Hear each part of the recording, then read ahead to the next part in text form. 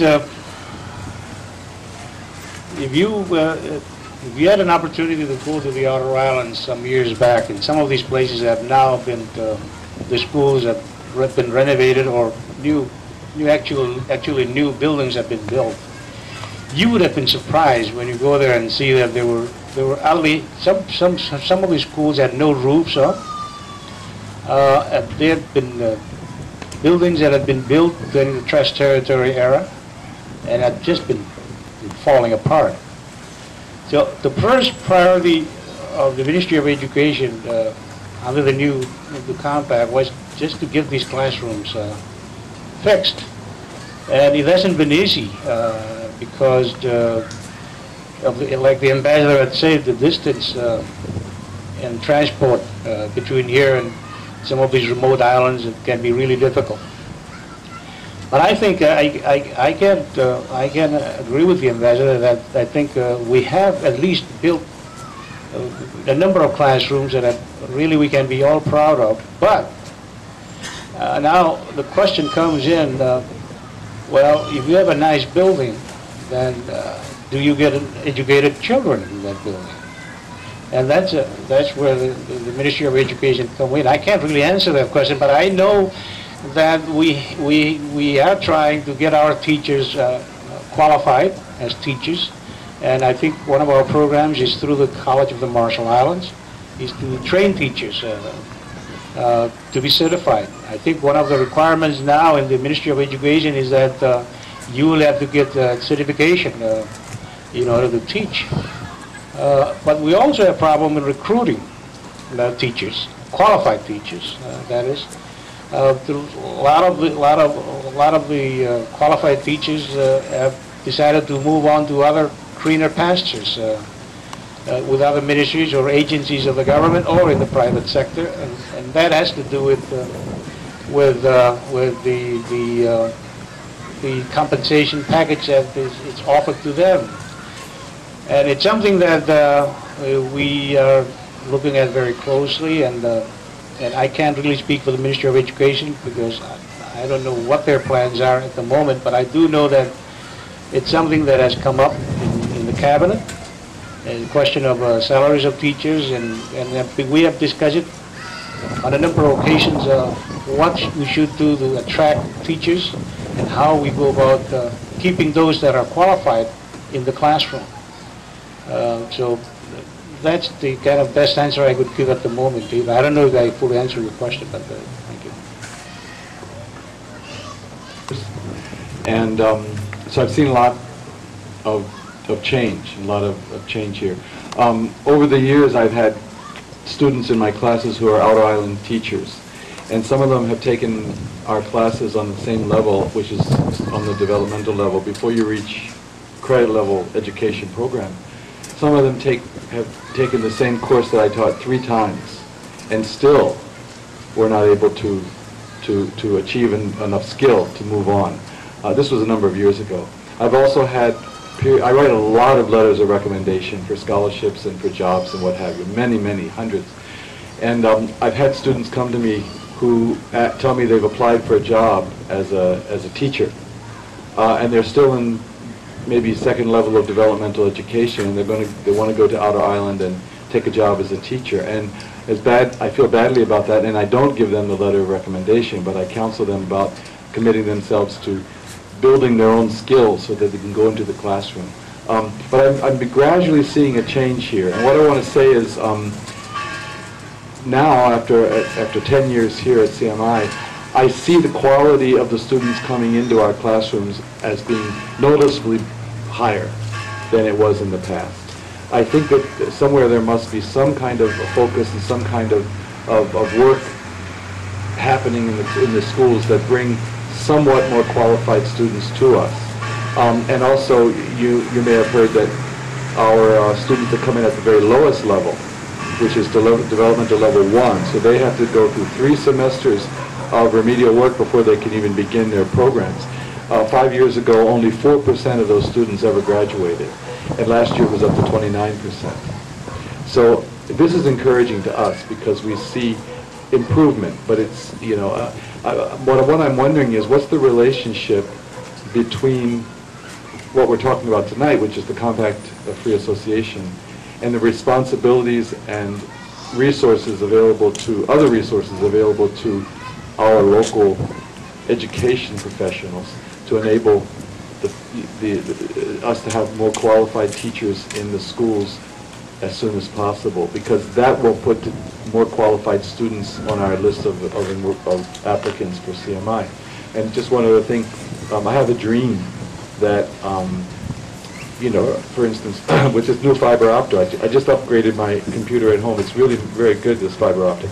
I would like to see every elementary school in the country have at least one online computer connected with CMI, so that my students, for example, who come and we work so hard and then they go back, all during the year can have some. I think there are technological ways, many ways that we can gradually work at it and keep it going. But to be more focused with the question, with the background that I've seen, a very gradual improvement, but what is the responsibility of the, if you can answer, because I know you're not the Minister of Education, but of the Marshallese government, RMI government, for providing the resources that we need at CMI in order to have a higher quality teachers. We know that we can say that we need to train them, but right now, most can't afford to go overseas. So can you just comment on any of that? Well, thank you very much. The quality of students that come through your classroom. First of all, let me say that under the Constitution, it's mandated that the government provide education for our people. It's a constitutional requirement. And to that extent, we have, and as Dave has mentioned, we have allocated most of our resources and prioritized most of our resources under the current compact to education and health, because these are mandated under the Constitution. The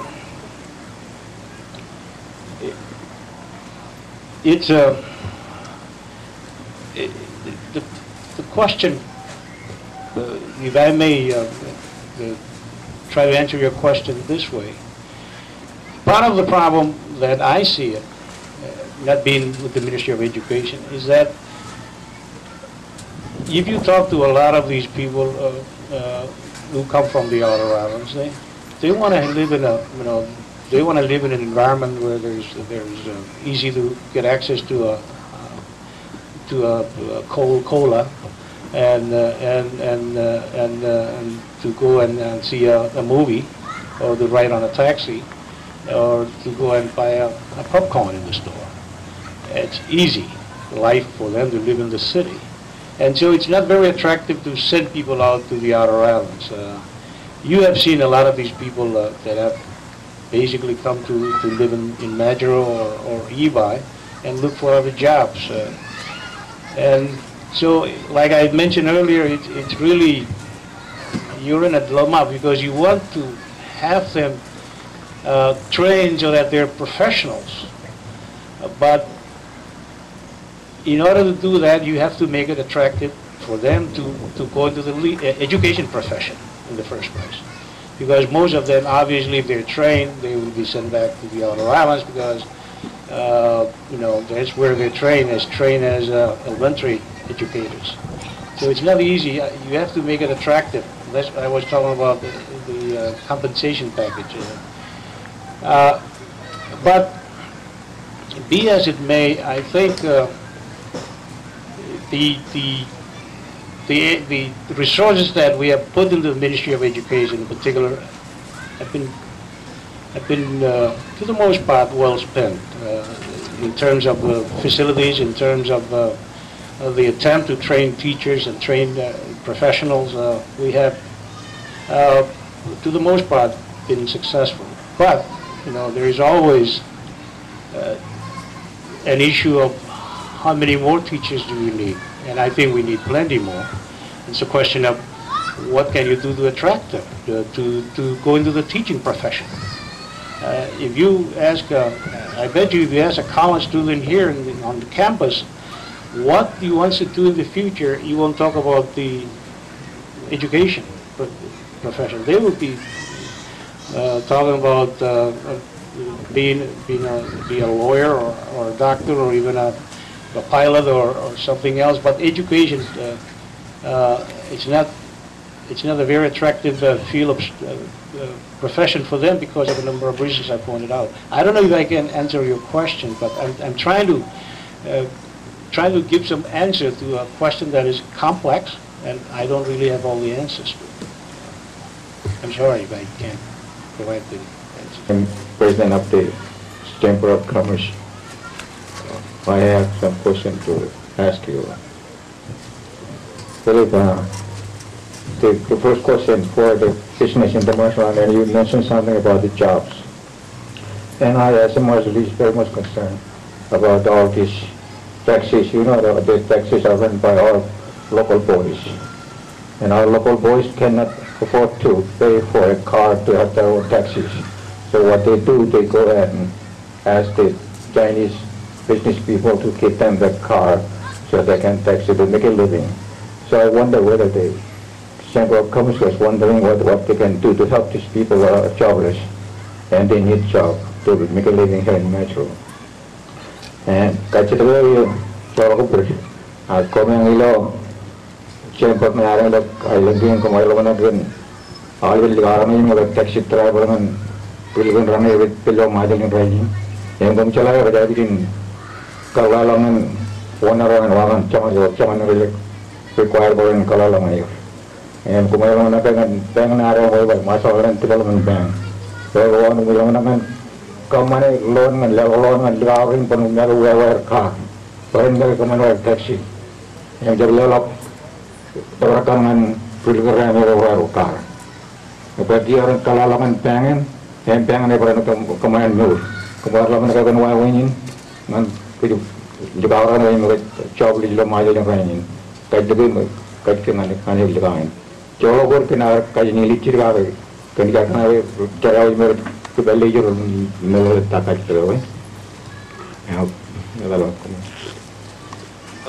Komol, Mr. Jui.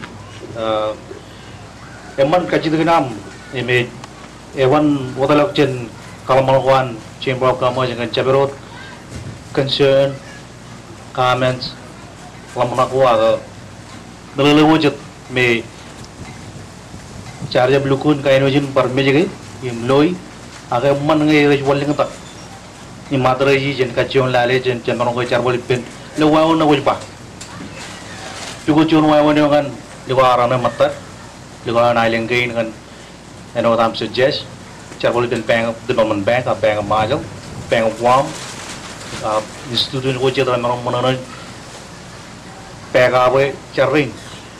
You might, Janet is well noted, Janet Redo, you can check Kajiduinam, if Jan Kachoma look, Samaro charbol beer. Art, and one region proto.